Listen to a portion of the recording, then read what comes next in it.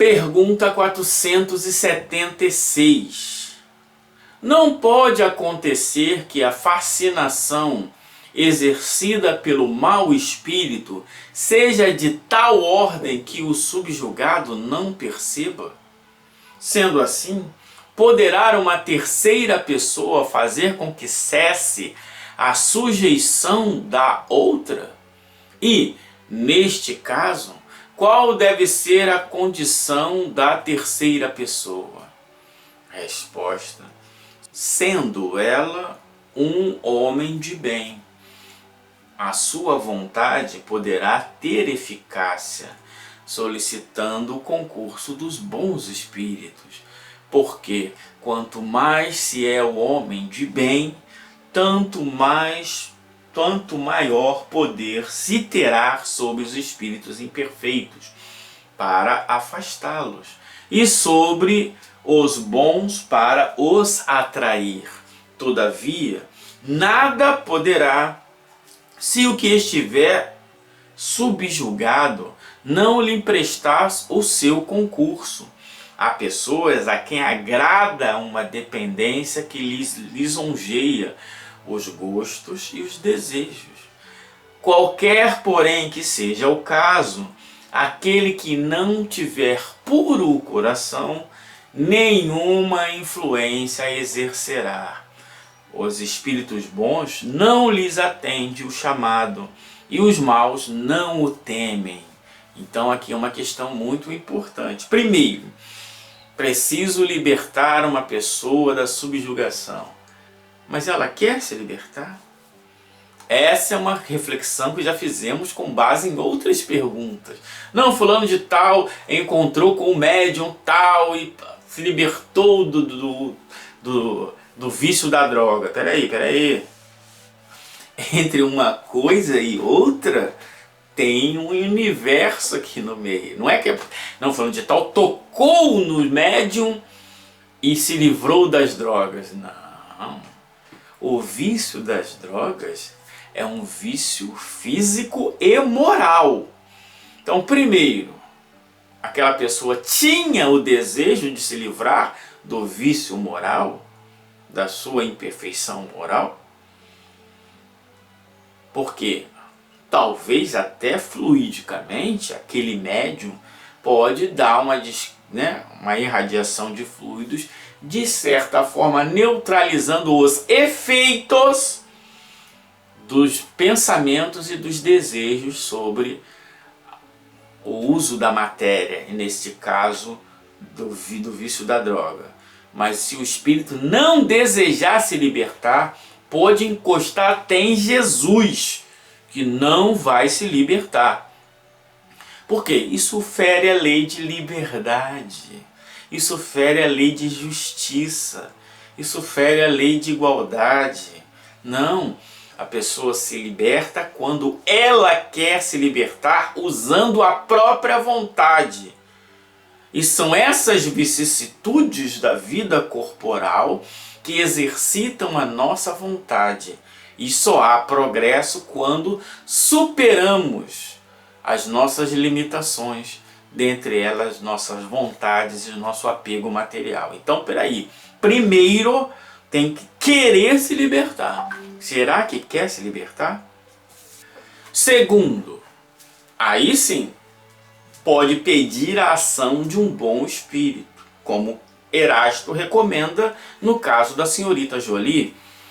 Evoca o cura d'Ars, o virtuoso cura d'Ars. Por quê? Porque os fluidos dele talvez estejam mais aptos a interagir neste fenômeno para que ela possa se libertar da influência.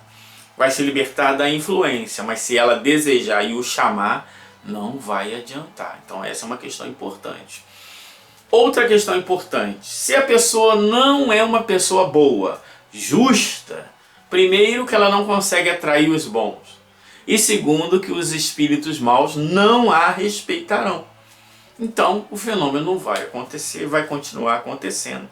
Ou como no caso da senhorita Jolie, o médium, o magnetizador lá era tão cheio de si que os fluidos dele, de péssima qualidade ou materiais, em vez de solucionar prejudicava o fenômeno, porque o espírito que estava ali interagindo se sentia mais forte ainda com aquelas qualidades mais daqueles fluidos que era inundado ali na interação entre o possessor e o possesso.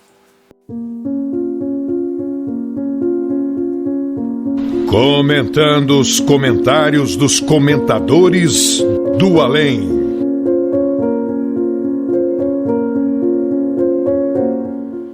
E aí o espírito vai fazer aqui uma tirada piedosa que o movimento espírita ama.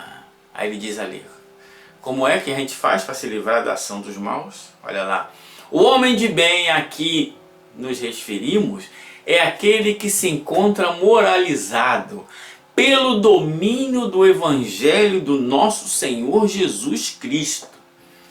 Já pensou se o homem de bem é aquele que se encontra moralizado pelo Evangelho segundo o Espiritismo? Deus seria injusto. Não. Aquele que é homem de bem é homem de bem porque se alinhou com as leis morais.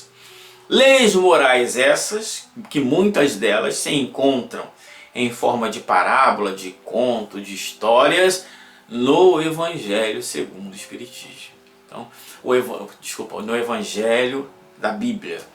Então, as leis morais não existem por causa dos evangelhos. Os evangelhos é que existem por causa das leis morais. São interpretações pessoais de seus autores que, ao tratar sobre Jesus de Nazaré, que encarnou com o objetivo de nos fazer conhecer essas leis morais eternas e imutáveis, escreveram lá e deram o nome desses escritos de evangelho. Não. A pessoa pode ser um homem de bem e nunca ter ouvido falar em nenhuma de suas encarnações em evangelho do nosso Senhor Jesus Cristo, tá? Então ele pode ter nascido no interior do interior da China, do Gabão, do Turcomenistão, se tornar um homem de bem e nunca ter ouvido falar em Jesus em evangelho. Isso aí é ainda um cristocentrismo, um igrejocentrismo. Não. Então, o homem de bem é aquele que cumpre a lei de justiça, de amor e de caridade na sua maior pureza.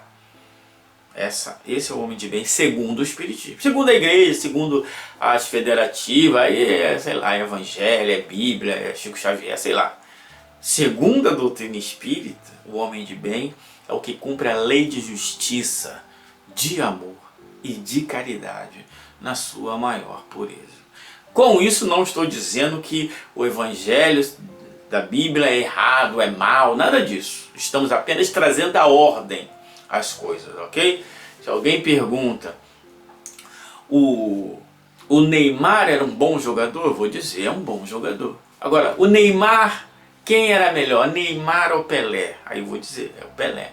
Isso eu não estou dizendo que o Neymar é um mau jogador. Ele é um bom jogador, mas o Pelé é muito melhor do que ele. Essa é a questão. Então, a lei de justiça, de amor e de caridade, as leis morais, são eternas e imutáveis como o próprio Deus. Os evangelhos, alguém descobre aqui uma coisa, outra ali, vai descobrir qual foi a motivação, para quem eles estavam escrevendo, e com o passar do tempo essas coisas se modificam.